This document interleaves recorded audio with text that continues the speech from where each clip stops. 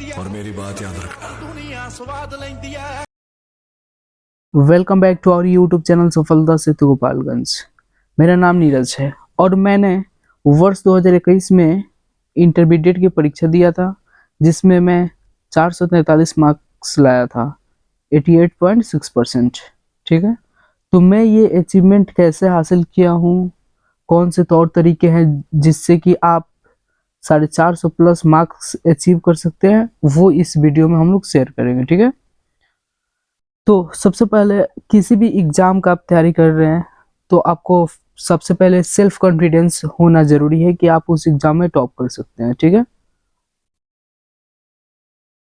सबसे पहले आपको सेल्फ कॉन्फिडेंस होना जरूरी है कि हाँ भाई मैं उस एग्जाम में टॉप कर सकता हूँ। ठीक है, एंड सेकंड चीज है, सबसे पहले आप लोग बुक फॉलो कीजिए और अपने टीचर के द्वारा प्रोवाइड किए गए नोट्स को फॉलो कीजिए। ठीक है, देखिए आप जिस भी बुक से आप पढ़ रहे हैं उसी एक ही बुक से आप पढ़िए। ठीक है, सबसे पहले आप फॉलो करने की कोशिश कीजिएगा एनसीईआरटी का बुक, एनसीईआरटी का बुक फॉलो कीजिएगा। सबसे अधिक अगर एग्जाम में क्वेश्चंस पूछे जाते हैं तो इसी बुक से पूछे जाते हैं। ठीक है, और एक आप ये ना कि एक सब्जेक्ट के लिए अलग अलग पब्लिकेशन का बुक पढ़ने चले गए। ठीक है, एक ही बुक को 10 बार पढ़िए, ना कि 10 बुक को एक बार। समझ में आया, ताकि आपका कॉन्सेप्ट क्लियर हो। और आपके टीचर्स जो भी नोट्स प्रोवाइड कर रहे हैं सबसे पहले उसको फॉलो कीजिए। ठीक है, जितना भी आपको कंटेंट प्रोवाइड कर रहे हैं उसको एकदम रेगुलर फॉलो कीजिए। आप अगर चाहते हैं एग्जाम में अच्छा मार्क्स अचीव करना तो उसके लिए आपको कंसिस्टेंसी मेंटेन करना पड़ेगा, आपको क्लास में रेगुलर रहना पड़ेगा, जितना भी पढ़ाया जा रहा है आपको जाके घर पे पढ़ना पड़ेगा, तब तो जाके आप टॉप करिएगा। इतना आसान थोड़ी होता है, क्योंकि आप जिस एग्जाम में बैठ रहे हैं उस एग्जाम में 15 लाख 20 लाख लड़के बैठे रहते हैं, उसमें आपका एक अलग स्कोर लाना, आपका एक अलग पहचान बनाना, वो तो थोड़ी मशक्कत की चीजें हैं, उसमें थोड़ी आपको भी मेहनत करना पड़ेगा, तभी होगा।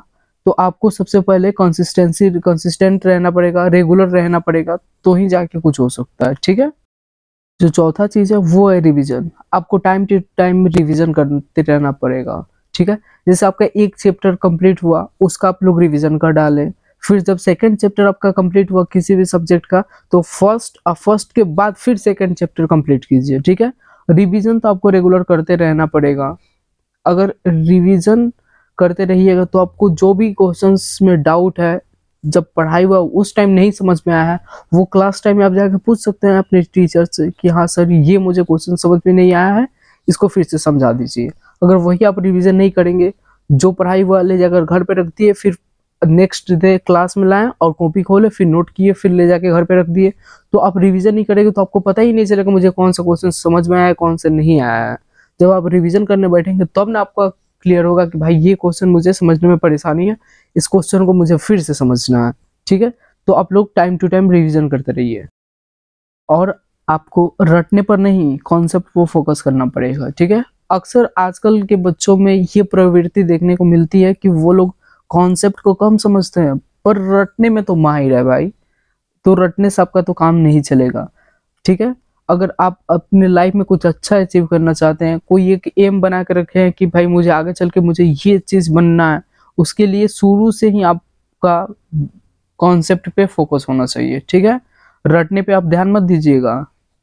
रट के चीजें कुछ समय के लिए याद की जा सकती है पर कॉन्सेप्ट समझ जाइएगा जिंदगी भर याद रहेगा वो आपको, तो ये चीज पे आप लोग ध्यान रखिएगा। तो ये महत्वपूर्ण जो 5 की बताए हैं आपको, उस पे ज़्यादा फोकस कीजिए, डेफिनेटली आप लोग बढ़िया स्कोर करेंगे। ठीक है, और हम लोग का जो ऑफलाइन कोचिंग क्लासेस है सफलता सेतु, वो सिधोलिया में चलता है जो गोपालगंज डिस्ट्रिक्ट में है। ठीक है, और मैं वर्ष 2021 में गोपालगंज में डिस्ट्रिक्ट टॉपर भी रहा था 443 मार्क्स के साथ। Thanks to everyone.